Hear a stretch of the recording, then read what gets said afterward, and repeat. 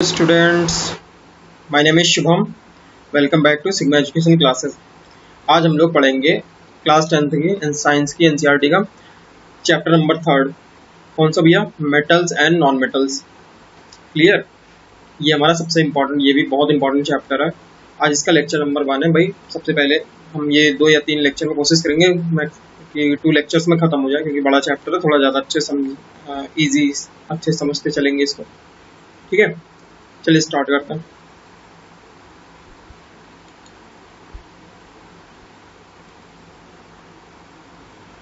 Okay, सबसे पहले बात करते हैं, हम बहुत बेसिक से चलेंगे यहाँ पे, बिल्कुल बहुत बेसिक से समझते चलेंगे एक एक चीज की। बात करते हैं मेटल और नॉन मेटल की। मेटल्स क्या होते हैं और नॉन मेटल्स क्या होते हैं। अच्छा, हमने 9th की क्लास में आपने पढ़ा होगा, वहाँ भी मेटल एंड नॉन मेटल पढ़ा होगा, तो मैं वहाँ से रिलेट करते चल रहा हूँ, को रिलेट करते चल रहा हूँ। ठीक है। अच्छा, अभी अगर प्रेजेंट टाइम में अगर कोई पूछे आपसे कि एलिमेंट, आपको पता है कि एलिमेंट कितने हैं टोटल पीरियोडिक टेबल में? 1118 एलिमेंट्स है। अच्छा, क्लियर? इनमें से क्या होता है, जो 19 है वो तो मेटल है, और कुछ इसमें क्या है, नॉन मेटल है बाकी, और जो बाकी बचे हैं वो क्या है, कुछ मेटलॉइड्स है। Okay, clear? तो आपको पता होगा जो पीरियोडिक टेबल है हमारा, उसमें क्या है, 1118 यानी कि 118 एलिमेंट्स है हमारे। क्लियर? एलिमेंट्स वगैरह के बारे में आपने अच्छे से पढ़ रखा हो। जिन बच्चों ने नहीं पढ़ा, वो 9th की वीडियो मैंने उस पर प्ले लिस्ट में है, वहाँ 9th के वीडियो पड़े हुए हैं मेटल एंड नॉन मेटल की, वहाँ पे आप पढ़ सकते, एक बार जाके देख सकते हो। ठीक है। अब यहाँ पे हम बात कर रहे हैं कि जैसे मेटल के कुछ एग्जांपल, जैसे जिनको बच्चों को समझना है, sodium, potassium, magnesium, aluminium, calcium, ये सारे क्या है, ये हमारे कुछ मेटल के एग्जांपल है। नॉन मेटल्स के एग्जांपल, ऑक्सीजन, जितने भी गैसेस होते हैं वो क्या होते हैं, नॉन मेटल्स होते हैं। ठीक, फॉस्फोरस हो गया, यहाँ पे पी गया है, सॉरी। ठीक है, ये फॉस्फोरस लिखा है, फॉस्फोरस होता है जनरली। ये फ्लोरीन हो गया, क्लोरीन, ब्रोमीन, आयोडीन, ये सब क्या है, हमारे नॉन मेटल्स है। आई होप क्लियर, यहाँ तक कोई दिक्कत नहीं। एक एक चीज बहुत आराम से चलेंगे क्लियर करते हुए। अच्छा, अब यहाँ पे एक चीज पहले समझते हैं, यहाँ पे कुछ कंपैरिजन, अगर कभी आपसे पूछ ले कि मेटल और नॉन मेटल में डिफरेंस या कंपैरिजन क्या है, ठीक है, तो इनके बारे में याद। मेटल में क्या होता है, जनरली क्या होता है, मेटल जनरली सॉलिड होता है, एक्सेप्ट Hg। जो पारा होता है, मरकरी होता है, वो क्या होता है, लिक्विड फॉर्म में प्रेजेंट होता है। जबकि बाकी जितने भी मैक्सिमम जनरल या जनरल फॉर्म में अगर कोई जनरली बोले कि मेटल क्या होता है, सभी क्या होता है, सॉलिड स्टेट में होते हैं। जबकि नॉन मेटल्स क्या होते हैं, कैन भी सॉलिड हो सकते हैं भाई, सॉलिड भी हो सकते हैं, लिक्विड भी हो सकते हैं, और गैसेस भी होते हैं। जैसे for example carbon, carbon solid भी होता है, ठीक है, और ब्रोमियम क्या, लिक्विड होता है। और जैसे ऑक्सीजन, हाइड्रोजन, ये सारे सल्फर, ये सब क्या है, गैसेस जो है, गैसेस स्टेट में होते हैं। अच्छा, मेटल्स की खास बात क्या होती है, सेकंड, ये क्या होता है, डक्टाइल एंड मेलेबल होता है। डक्टाइल, और ये बहुत इंपॉर्टेंट प्रॉपर्टी है, इसको ध्यान रखना। डक्टाइल का मतलब होता है कि ड्रॉइंग वायर्स के फॉर्म में, कि आपने देखा होगा लोहे की और एल्युमिनियम की, कॉपर की, इन सब की क्या होती है, वायर के फॉर्म में इनको बनाया, और इनकी शीट्स भी बनती हैं। इनको पीट पीट के सीट बना दिया जाता है, बीटन इनटू द शीट्स। ठीक है, बट आप नॉन मेटल्स को नहीं कर सकते, आप सल्फर को ऐसा कुछ नहीं बना सकते, या कार्बन को आप पीट के ऐसे उसका वायर नहीं बना सकते, कार्बन का कोई वायर नहीं सुना होगा, और ना ही वो मेलेबल होते हैं, उनकी शीट्स बनती है। अच्छा, थर्ड बात ये इसमें क्या बोला जाता है कि भाई ये सोनोरस होते हैं, मतलब ये इनमें खनक, कुछ आवाज होती है, एक साउंड प्रोड्यूसिंग। जबकि नॉन मेटल्स में कोई आवाज नहीं होती। मेटल जो होते हैं वो लस्ट्रियस होते हैं, मतलब इनमें लस्टर होते हैं, अगर हम मेटल को काटते हैं तो उसमें से एक चमक सी निकलती है, नेचुरल साइन होती है। जबकि इसमें क्या होता है, नहीं होता, नॉन मेटल्स में नहीं होता है। मेटल के पास क्या होता है भाई, क्योंकि ये सॉलिड होता है, इसलिए क्या होता है, इनका मेल्टिंग पॉइंट हाई होता है, एक्सेप्ट सेलेनियम एंड गैलियम। ठीक है, दो को छोड़ के। क्यों भाई, क्यों? क्योंकि इनके बीच सॉलिड होता है, तो इनके बीच में जो intermolecular attraction, force of attraction होता है, वो क्या होता है, बहुत ज्यादा होता है। जबकि नॉन मेटल्स में कम होता है फोर्स ऑफ अट्रैक्शन, इसलिए क्या होगा, उसका मेल्टिंग पॉइंट कम होगा, मतलब बॉन्ड को ब्रेक करने के लिए कम हीट की रिक्वायरमेंट होगी। नेक्स्ट बात करते हैं 6 की। Generally good conductors of heat and electricity except Pb and Hg, यानी कि लेड एंड जो हमारा मरकरी है, वो क्या होता है, उनको छोड़ दें अगर, तो बाकी सब क्या होते हैं, गुड कंडक्टर होते हैं, किसके, हीट के और इलेक्ट्रिसिटी के। क्लियर? जबकि जो हमारे ये नॉन मेटल्स होते हैं वो क्या होते हैं, these are the bad conductors of heat and electricity except the graphite. Graphite क्या होता है, ग्रेफाइट ये क्या होता है हमारे, ये एक्सेप्शनल ऐसा केस है जो कार्बन का एक फॉर्म होता है, एलोट्रोप होता है, ठीक है, जो कि क्या करता है, इलेक्ट्रिसिटी कंडक्ट करता है। आपने ग्रेफाइट देखो, जो आपकी पेंसिल की लेड होती है ना, वो ग्रेफाइट की होती है। तो कभी अभी आप पेंसिल की लेड जो होती है, उसे आप कभी भी इलेक्ट्रिकल उसमें मत डाल के आप चेक करने लगिए, उसमें करंट आपको मार देगा, क्योंकि वो क्या होता है, इलेक्ट्रिसिटी उसमें कंडक्ट होती है। 7th, नेक्स्ट बात करते हैं कौन सा, high density except sodium and potassium. इनकी क्या होती है, डेंसिटी जनरली अच्छी होती है, मतलब हाई होती है, और जो हमारे नॉन मेटल्स होते हैं उनकी डेंसिटी कम होती है, एक्सेप्ट डायमंड। डायमंड की डेंसिटी काफ़ी ज़्यादा होती है। यहाँ पे एक्सेप्ट कह रहा है सोडियम एंड पोटेशियम, सोडियम और पोटेशियम की डेंसिटी कम होती है। ये क्या होते हैं, हाईली रिएक्टिव मेटल। आपको पता है कि ये रिएक्टिव होते हैं काफ़ी, ये तुरंत रिएक्शन कर लेते हैं ऑक्सीजन से और अपने मेटल का ऑक्साइड बना देते हैं, जबकि ये क्या होता है, नॉन मेटल्स कम रिएक्टिव होते हैं। अच्छा, इनमें क्या होता है, आयनिक बॉन्ड प्रेजेंट होता है, यानी electrostatic force of attraction present होता है। इनमें क्या होता है, जनरली ये क्या होता है, कोवैलेंट बॉन्ड या हाइड्रोजन बॉन्डिंग इनमें प्रेजेंट होती है, जैसे HCl हो गया या बहुत सारी चीज आपके हो जाएगा, SO2, जितने भी गैसेज हो, O2 गैस, ठीक, NH3, ये सब। और यहाँ पे आयनिक बॉन्डिंग जैसे NaCl हो गया, आपका CaCl2 हो गया, बहुत सारी चीजें आपके एग्जाम्पल में आ जाएंगी। क्लियर? आई होप बच्चों समझ में आया एक एक चीज, कोई दिक्कत नहीं है यहाँ पे। तो ये आपको चार्ट, ये टेबल बहुत इंपॉर्टेंट, इसे याद कर लेना होगा। यहाँ से क्वेश्चन आना, आपके जो CT होगा या आपके बोर्ड के एग्जाम होंगे वहाँ पे आना ही है, मेटल और नॉन मेटल्स। अगर यहाँ से चैप्टर बनेगा तो ये जरूर पूछेगा। तो आपको 9 में से अगर आप 5, 6, 7, 8 भी याद रहे तो भी बहुत बढ़ जाता है। ठीक है, चले आगे।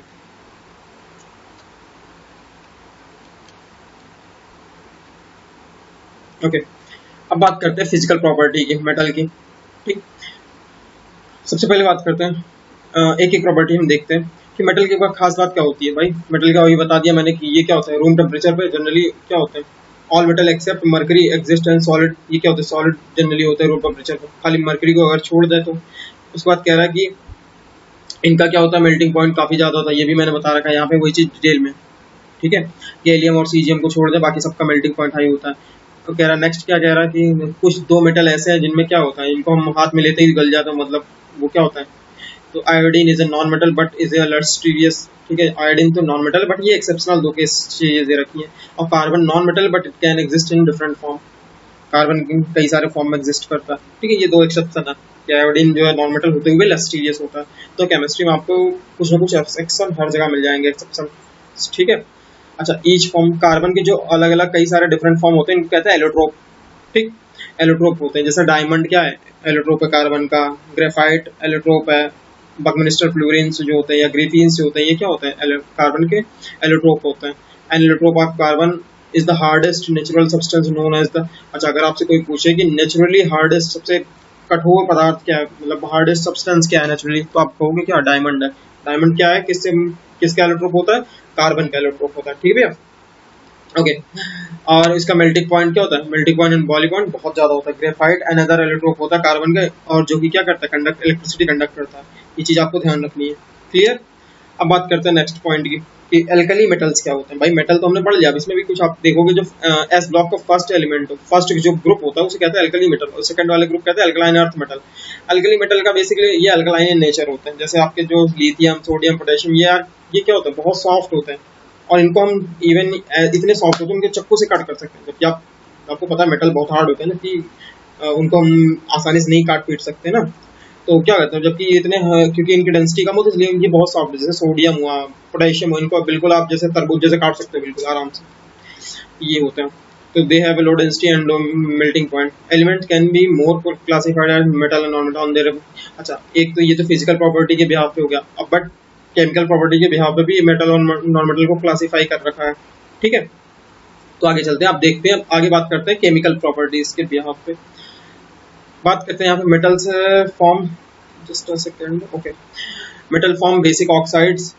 ठीक, या मैंने आपको 9th क्लास में पढ़ा रखा है वहाँ पे भी कि मेटल जनरली क्या होता है, बेसिक ऑक्साइड बनाते हैं। ठीक, जैसे आप कोई भी मेटल का ऑक्साइड, जैसे सपोज करो मैग्नीशियम का ऑक्साइड जब MgO बनेगा तो वो क्या होगा, बेसिक इन नेचर होगा। जबकि जो नॉन मेटल होते हैं उनके ऑक्साइड्स क्या होते हैं, एसिडिक होंगे। ये ध्यान रखने वाली बात है। आपका कोई भी ये पॉइंट जिस बच्चे ने ध्यान रखा, आप समझ लो उसको आगे बहुत इजी होगा 11 क्योंकि ये कंपटीशन वगैरह बहुत बार पूछा जाता है, जेई मेंस हुआ या आपके नीट हुआ, वहाँ पे ये कंसेप्चुअल क्वेश्चन, लॉजिकल चीज है, ये फैक्ट वाली बात है। ये ध्यान रखना कि मेटल के जो ऑक्साइड होते हैं वो बेसिक नेचर के होते हैं, नॉन मेटल का ऑक्साइड एसिडिक नेचर होंगे, जैसे SO2 और CO2, ये क्या होगा, एसिडिक नेचर का होगा आपका। अच्छा, नेक्स्ट पॉइंट का बात करते हैं कि जो हमारा सिल्वर है और कॉपर है आर द बेस्ट कंडक्टर। ये तो सबको पता होना चाहिए कि आपसे कभी कोई पूछ ले कि बेस्ट कंडक्टर के 2 एग्जांपल, तो सिल्वर सबसे ज्यादा अच्छा कंडक्टर होता है इलेक्ट्रिसिटी का, और डायमंड सबसे अच्छा हीट का कंडक्टर होता है। ठीक है, अच्छा, आपको अगर ये पूछे सर, अच्छा एजी अगर सिल्वर जो है सबसे अच्छा बेस्ट इलेक्ट्रिसिटी कंडक्टर, तो उसका उसके वायर क्यों नहीं यूज करते? भाई बहुत महंगा भी तो होता है, ये भी देखना, कॉस्ट इफेक्टिव भी देखते हैं। कॉपर की आपने देखा कि फैन वगैरह में बाइंडिंग होती है, कॉपर वायर लगा होता है। कॉपर की जगह एल्यूमिनियम है, क्योंकि कॉपर भी लोग चोरी कर लेते हैं, बहुत महंगा हो गया कॉपर के। आप कॉपर की बाइंडिंग कराने जाओगे तो आपको 500 रुपये लगेगा। एल्यूमिनियम की बाइंडिंग आजकल क्या होता है, एल्यूमिनियम का वायर रहेगा, उसके ऊपर कॉपर की लेपिंग कर देते हैं, ठीक है, पॉलिश लगा देते हैं और उसी से काम चला देते हैं। तो एल्यूमिनियम के जो पंखे होते हैं वो जल्दी खराब हो जाते हैं, और ब्लैक बट वो सस्ते पड़ते हैं, चीप। और लोगों को आजकल चीप ही चीज़ें चाहिए, मतलब सस्ती चीज़ें चाहिए, तो भाई कंपनियां कहाँ देंगी, तो वो क्या करते हैं, यही कलाकारी करती हैं सब। ओके, अब नेक्स्ट नेक्स्ट बात करते हैं मेटल्स एंड नॉन मेटल्स की।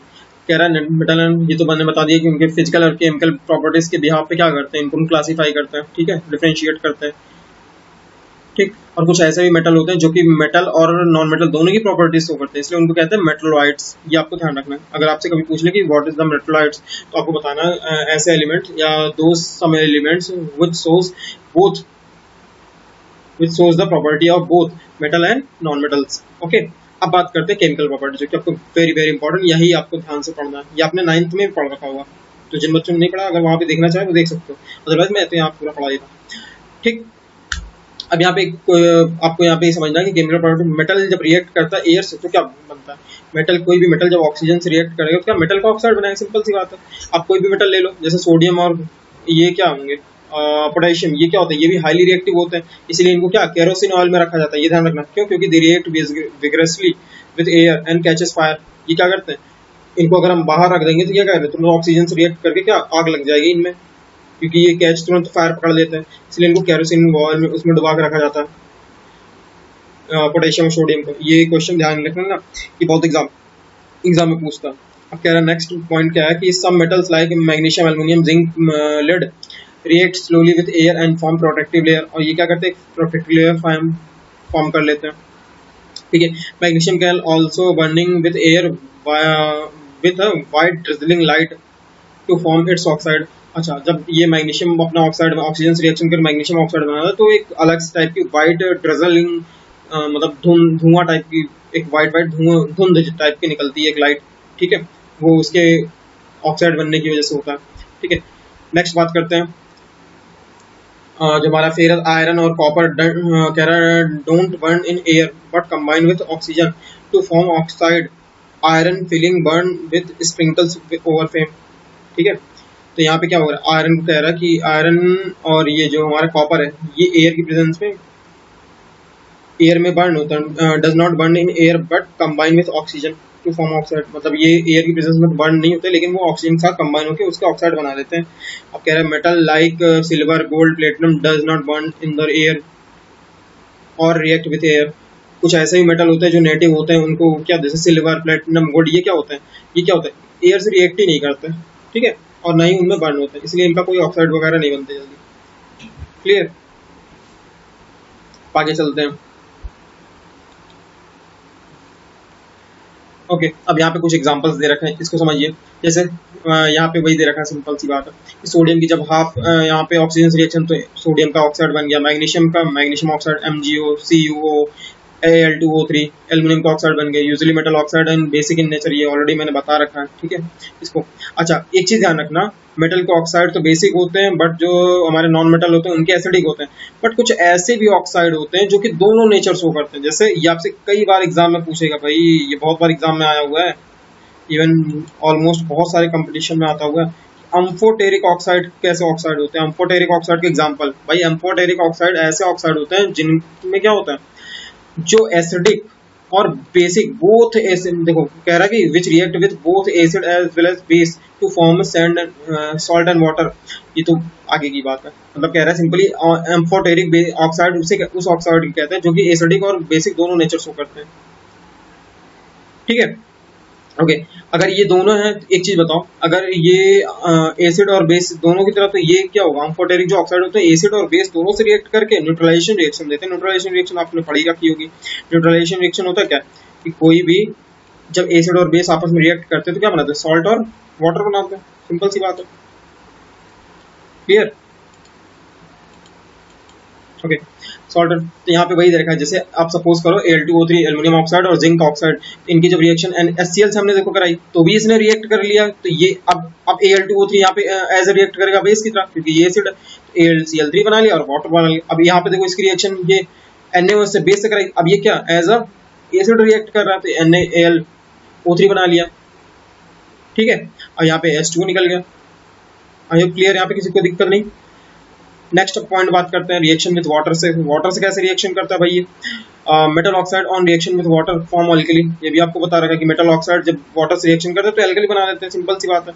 देखो जैसे फॉर एग्जांपल मेटल कोई भी रिएक्ट विद, देखो यहाँ पे कह रहे हैं कि एक चार्ट बना हुआ है, मेटल की reaction react with hot water, metal react with cold water, ये जो होता है सोडियम पोटेशियम कैल्शियम, ये कोल्ड वाटर के साथ ही रिएक्ट करता है, जबकि मैग्नीशियम हॉट वाटर के साथ रिएक्ट करता है। और यहाँ रिएक्शन विद स्टीम ओनली, जैसे ये आयरन हो गया, एल्युमिनियम, जिंक, ये क्या होता है फेयर ऑक्साइड ऑन H2, ठीक है। तो ये क्या करते हैं स्टीम, मतलब इनमें क्या होता है जो वाटर है स्टीम की फॉर्म में होना चाहिए, सिंपल सी बात है। जैसे सपोज यहाँ पे रिएक्शन की बात करते हैं, ये रिएक्शन है कि सोडियम जब वाटर से, ये गलत लिख रहा है H2O होगा, यहाँ पे गलत है, सोडियम वाटर से रिएक्शन करते क्या NaOH बना लेगा प्लस H2 लिखा है, तो इसमें ज़्यादा टेम्परेचर जरूरत नहीं है, नॉर्मल कोल्ड वाटर से ये रिएक्ट कर जाएगा सोडियम, क्योंकि सोडियम क्या होता है हाईली रिएक्टिव होता है, सोडियम पोटेशियम, इनके लिए कोई उसकी टेम्परेचर बढ़ाने की जरूरत नहीं है। जबकि अच्छा यहाँ पे ये मैग्नीशियम का एक वो दे रखा है कि मैग्नीशियम के अगर यहाँ पे हम क्या कर, देखो यहाँ पे रिएक्शन सिंपली बात है कि ये मैग्नीशियम नहीं बल्कि ये आपने जो पढ़ा रखा था या आयरन वाला, ये स्टीम बनाने वाला का एक फॉर्मूला दे रखा है। सपोज यहाँ पे देखो ये ग्लास वुल सोक्ड वाटर है, तो इसको जब हम करेंगे जहाँ स्टीम जनरेट होगी, यहाँ पे मेटल सैंपल है, तो स्टीम की जब जरूरत होती है तो इस तरह से कुछ एक अरेंजमेंट होता है, वहाँ पे इस तरह से रिएक्शन करा देते हैं। अब यहाँ से स्टीम निकली, ये मेटल से रिएक्ट करके क्या बना लेगी मेटल ऑक्साइड या फिर एल्कली, ठीक है, एल्कली फॉर्म कर लेगी, तो ये फेरस है, और इस तरह से हमारा क्या हाइड्रोजन गैस निकल जाएगा और क्या होगा इसमें आ जाएगा। Clear? Okay, action of steam on metal, ये वही उसी चीज का डायग्राम है। आगे चलते हैं, देखो यहाँ पे है जैसे ये समझते हैं, पोटेशियम की हमने यहाँ पे रिएक्शन करी, KOH बना, पोटेशियम हाइड्रोक्साइड प्लस वाटर निकल गया, सॉरी हाइड्रोजन गैस निकल जाता है। कैल्शियम आपको पता है कि भाई कोई भी मेटल की जब रिएक्शन कराते हैं किससे, वाटर से, ये सब जगह गलत लिख रखा है भाई, इसको सही करो, मिस प्रिंट है, ये यहाँ H2O होगा, ये यहाँ H2O, ये गलत है ये, ठीक है। तो ये इस तरह से हो गया, ये भी calcium hydroxide plus hydrogen gas, magnesium hydroxide plus क्या हो गया हमारा hydrogen gas. In case of कह रहा है कि calcium and magnesium the metal starting floating due to the bubbles on hydrogen gas sticking to its surface. क्या होता है ये जब कह रहा है कि कैल्शियम एंड मैग्नीशियम मेटल क्या करते हैं, फ्लोट करते हैं, start due to the bubble form होता है किसका, हाइड्रोजन गैस का, तो क्या करते हैं स्टिक कर जाते हैं किसके सरफेस पे, उसके सरफेस पे। तो यहाँ पे देखो एल्युमिनियम की जब वाटर से रिएक्शन कराता है तो Al2O3 बना लेता है, और फेरस की ऑक्सीजन वाटर से रिएक्शन कराता है Fe3O4 बना लेता है, यहाँ पे एल्युमिनियम ऑक्साइड और फेरस ऑक्साइड बना लेता है, और प्लस हाइड्रोजन गैस निकल जाती है। Inert metals like aluminium sorry gold and silver do not react with water, ये चीज़ मैंने ऑलरेडी बताई, क्योंकि ये नेटिव एक तरह से क्या होता है ऐसे कुछ ये इनर्ट मेटल होते हैं बेसिकली, ये किसी से रिएक्शन नहीं करते जल्दी, इसीलिए इनकी क्या होता है ज़्यादातर ज्वेलरी जो होती है इसी इनकी बनती है, ताकि ये क्योंकि ये क्या करते हैं कोई भी जो है ऑक्साइड फॉर्म नहीं करते एयर से रिएक्शन करके, ठीक। ओके, अब बात करते हैं नेक्स्ट मेटल ऑक्साइड की रिएक्शन जब वाटर से कराते हैं तो मेटल हाइड्रोक्साइड बनता है, ये चीज़ आपने 9th पढ़ रखी होगी, इसके बारे में भी कुछ रिएक्शन देख लेते हैं हम लोग। रिएक्शन विद एसिड, एसिड के साथ रिएक्शन में क्या होता है, मेटल की जब रिएक्शन डाइल्यूट एसिड से कराते हैं तो सॉल्ट बनाता है और हाइड्रोजन गैस बनाता है। जैसे फॉर एग्जांपल फेरस आपका जब आयरन की रिएक्शन HCl से कराएंगे तो FeCl2 बना लेता है और हाइड्रोजन गैस बना लेता है। मैग्नीशियम की रिएक्शन किससे HCl से कराता है तो मैग्नीशियम क्लोराइड बना लेता है, हाइड्रोजन गैस बना लेता है। जिंक HCl से रिएक्शन ZnCl2 बना लेता है, हाइड्रोजन गैस बना लेता है। 2Al एल्युमिनियम की रिएक्शन जब HCl से कराता है 2AlCl3 बना लेता है और क्या हाइड्रोजन गैस बना लेता है। नोट, अब यहाँ पे कुछ एक नोट दे रखा है कि भाई कॉपर, मर्करी और सिल्वर रिएक्ट नहीं करता डाइल्यूट एसिड से, इनके लिए कंसंट्रेटेड एसिड की जरूरत होती है। क्लियर? ओके, यहाँ पे एक और चीज बात, मेटल ए की जब रिएक्शन किसी सॉल्ट सोल्यूशन बी से कराते हैं तो सॉल्ट सोल्यूशन ऑफ ए बन जाता है और मेटल बी अलग से निकल जाता है। यहाँ पे ये चीज ध्यान रखने वाली थी। अभी आगे हम लोग रिएक्टिविटी पढ़ेंगे, रिएक्टिविटी मेटल की रिएक्टिविटी होती है कि कैसे कोई एक दूसरे को डिस्प्लेस करेगा, तो उस चीज वो बहुत इंपॉर्टेंट टॉपिक है। ओके, ये आ गया ना, मैंने कहा ना। अब ये next topic, this is very important topic, reactivity series होती है यहाँ पे कि एक मेटल कौन, आपको समझ में आया, कई बार लगता होगा कि कैसे कोई, जैसे ये एक रिएक्शन देखो, पहले आप सबसे पहले समझो यहाँ पे इस रिएक्शन को समझो कि जैसे यहाँ पे फेरिस था, आयरन था, आयरन क्या कॉपर सल्फेट के सोल्यूशन से, फिर इसने क्या करा, देखो यहाँ पे डिस्प्लेस कर दिया Fe, इसको भगा दिया कार्बन को, FeSO4 लगा लिया प्लस Cu बन गया। ठीक, क्लियर। अब देखो दूसरी रिएक्शन में क्या है, Zn की रिएक्शन CuSO4 से जब रिएक्शन कराई थी, इसने भी क्या करा, देखो इसको डिस्प्लेस कर दिया। अरे भाई क्लियर हुआ।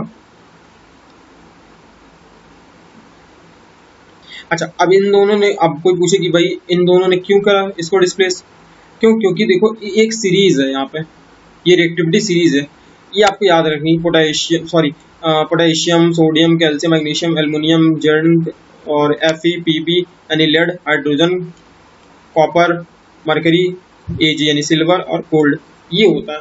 तो इनमें ऊपर वाला जो होता है वो नीचे वाले को डिस्प्लेस कर देगा उसके सोल्यूशन में। जैसे कॉपर सल्फेट, ये रहा भाई कॉपर सल्फेट के ऊपर क्या है, Fe, देखो यहाँ पे है फिर, तो ये अगर इसको इसके सोल्यूशन में कॉपर सल्फेट में डाला तो ये डिस्प्लेस कर देगा पक्का। लेकिन अगर यहीं पे अगर सपोज FeSO4 होता है, FeSO4 के सोल्यूशन में अगर हम Cu डालते हैं तो Cu इसको डिस्प्लेस नहीं कर पाता कभी भी, क्यों, क्योंकि इसके इस रिएक्टिव के आधार पे उसके पास वो उतना रिएक्टिव नहीं है, वो कम रिएक्टिव है, इसलिए उसको डिस्प्लेस नहीं करेगा। बात समझ में आई। तो कभी अगर इस तरह उल्टा रिएक्शन दे रहा है कि कॉपर प्लस FeSO4 CuSO4 लिख देगा तो गलत हो जाए, कभी भी ऐसा नहीं होगा, ध्यान रखना। तो ये चीज आपको ध्यान रखनी है बच्चों, क्लियर। ये चीज रिएक्टिविटी का एक होता है कि a metal can displace all the metals from their compound which are below और after in it this series. ये बात समझने वाली बात है यहाँ पे कि एक मेटल वो अपने अपने नीचे के सारे मेटल को डिस्प्लेस कर देगा, ठीक है, क्लियर। ओके, अब चलते हैं यहाँ पे समझते हैं, कह रहा है कि थोड़ा सा समझते हैं कि जो सारे मेटल होते हैं उनकी मैंने बता दिया रिएक्टिविटी क्या होती है, एक जैसी नहीं होती, अलग अलग होती है। और क्या कहते हैं, जो मोर रिएक्टिव मेटल होगा वो क्या करेगा, लेस रिएक्टिव को उसके सोल्यूशन से क्या हुआ, डिस्प्लेस कर देगा। इस वजह से क्या होता है, this form a basis of reactivity series of metals. Reactivity series is a list of metal arranged in order of their decreasing activity.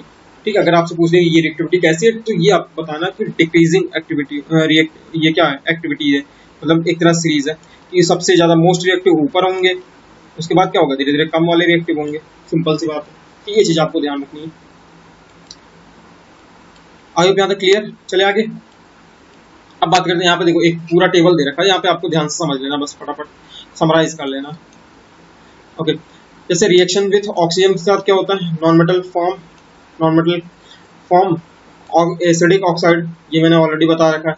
Reaction with water के साथ नॉन मेटल का क्या होता है, non metal do not react with water because they can not release electrons. Next, reaction with dilute acid, no reaction, कोई reaction नहीं होती। Reaction with salt solution, यहाँ पे समझने वाली बात है, क्या क्या भाई, इसको भी देख लो।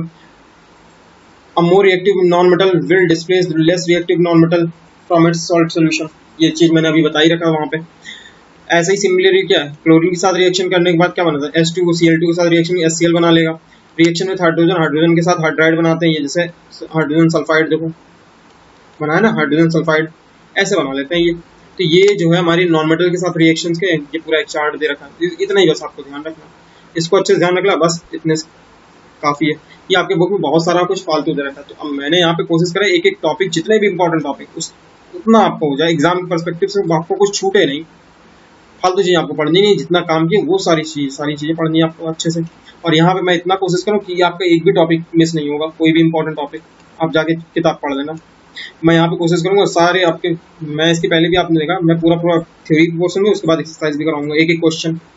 तो अगर कोई आपको डाउट हो आप हमें कमेंट करके बता सकते हैं, और आप हमारा जो व्हाट्सएप डिस्क्रिप्शन ग्रुप है उसे भी आप ज्वाइन कर सकते हैं, डिस्क्रिप्शन में लिंक दे रखी है। ठीक, तो अगर आप लोग को वीडियो हमारा पसंद आया तो please like share and subscribe my channel, और जो बच्चे नए हैं वो हमारे चैनल को सब्सक्राइब कर लें।